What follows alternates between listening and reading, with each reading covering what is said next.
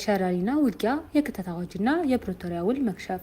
ሰላም ጤና ይስጥልን ውድ የኢትዮ ፎከስ ሚዲያ ተከታታዮች የዕለቱን ዜና ይዘላችሁ ቀርበናል። ቻናላችንን ላይክ፣ ሼር፣ ሰብስክራይብ በማድረግ ቤተሰብ ይሁኑ። ወደ ዝርዝር ዜናችን እናልፋለን። በትግራይ ክልል ግጭት ማገርሸቱ ነዋሪዎችን እንደ አዲስ ለሰብአዊ መብቶች ጥሰት አጋልጧል ሲል አስጠነቀቀ። የፌዴራል መንግስትና የትግራይ ክልል ባለስልጣናት እንደ የንጹሐንን ደህንነት ማስጠበቅ ላለው ዓለም አቀፍ የሰብአዊ መብቶች መርሆች እንዲገዙም ጠይቋል። ስለ ቀዳሚው የሸረሪና ውጊያ የህወሓት የክተት ጠሪና የፌዴራል መንግስት ዝምታ ብዙ እየተባለ ይገኛል።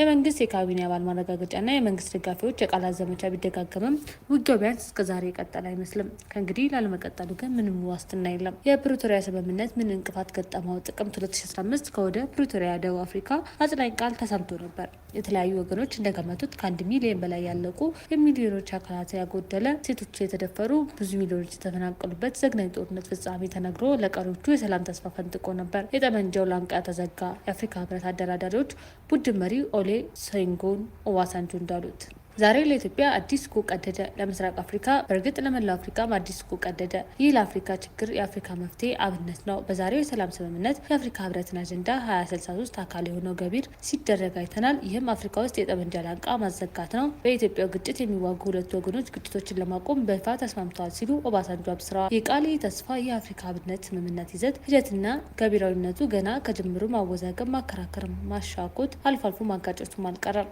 የቀድሞ የተባበሩት መንግስታት ድርጅት ዲፕሎማትና የህግ ባለሙያ ባይሳ ዋቅወያ እንደሚሉት አክራሪ የትግራይ ፖለቲከኛና የጦር አዛዦች ስምምነቱን እንደ ሽንፈት ስለቆጠሩት ገና ከጅምሩ ለገጠመው ፈተና አንዱ ምናልባትም ዋናው ምክንያት ነው።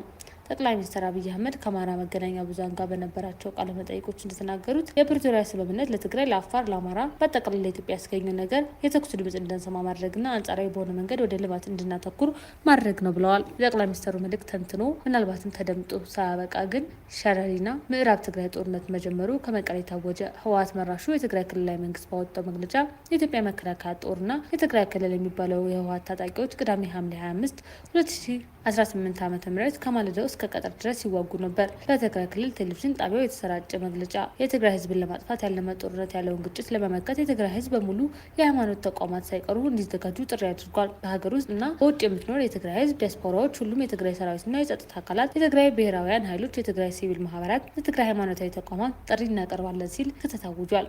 ፌዴራል መንግስት ስለ ቀዳሚው ግጭትም ሆነ የትግራይ ክልላዊ መንግስት ስላደረገው የክተት ሂደት ጥሪ እስካሁን በይፋ ያለው ነገር የለም። በትግራይ ጦርነት ወቅት የትግራይ ክልልን የሽግግር አስተዳደርን ለአጭር ጊዜ የመሰረቱ ኋላ የኢትዮጵያ መከላከያ ሚኒስቴርና አሁን የመስኖና ቆላማ አካባቢዎች ሚኒስቴር አብርሃም በላይ ግን ግጭቱ መቀስቀሱን አስታውቀዋል። ቅዳሜ የተቀሰቀሰው ግጭት እሁድ ዕለትም ቀጥሎ የነበረ ሲሆን ይህ ግጭት በከባድ መሳሪያና ድሮን የታገዘ እንደነበር አንድ የህዝባዊ ወያኔ ሓርነት ትግራይ ህወሓት ምንጭ ለኤኤፍፒ ተናግረዋል። የአይን እማኞችም ቅዳሜ ዕለት ፍንዳታዎችን፣ የከባድ መሳሪያ ተኩስና የአውሮፕላን ድምጽ ሲሰሙ እንደነበር ለዜና ወኪሉ ተናግረዋል። የትግራይ ጊዜ አስተዳደርን ስልጣን በህገወጥ መንገድ የተቆጣጠረውና በህወሓት ሊቀመንበር ዶክተር ደብረጽዮን ገብረ ሚካኤል የሚመራው የክልሉ አስተዳደር ባወጣው መግለጫ ፌዴራል መንግስት ግልጽ ጦርነት ከፍቷል ሲል አከሷል። የመስኖና ቆላማ አካባቢ ሚኒስቴር እንዲሁም የገዢው ብልጽግና ፓርቲ ስራ አስፈጻሚ አባል የሆኑት ዶክተር አብርሃም በላይ ከሱዳን ጋር በሚያዋስነው ስፍራ ግጭት መነሳቱን ገልጸዋል። ሚኒስቴሩ በፌስቡክ ገጻቸው ባሰፈሩት ጽሁፍ የህወሓት ኃይሎች ጦርነት እንደከፈቱ ከሰው ይህ ጦርነት ከወዲሁ ካላቆመ የከፋ ጉዳት ይከተላል በማለት አስጠንቅቀዋል። ከዚህ ክስተት በኋላ ትናንት ምሽት መግለጫ ያወጣው አምነስቲ ኢንተርናሽናል ክልሉ ዳግም ወደ ግጭት መግባቱ የፈጠረውን ስጋት ገልጿል። በአምነስቲ ኢንተርናሽናል የምስራቅና ደቡብ አፍሪካ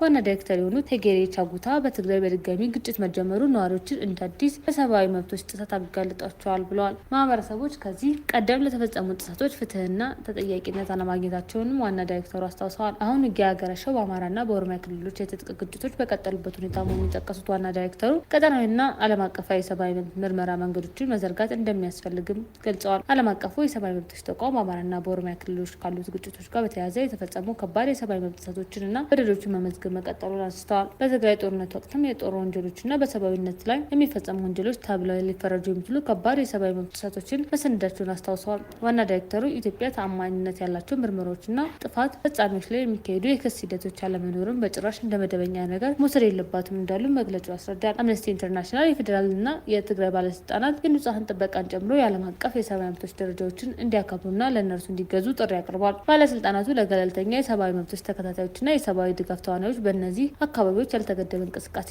እንዲፈቀድላቸውም ጠይቋል። የዕለቱ ዜና ይህን ይመስል ነበር። በሰላም ዋሉ።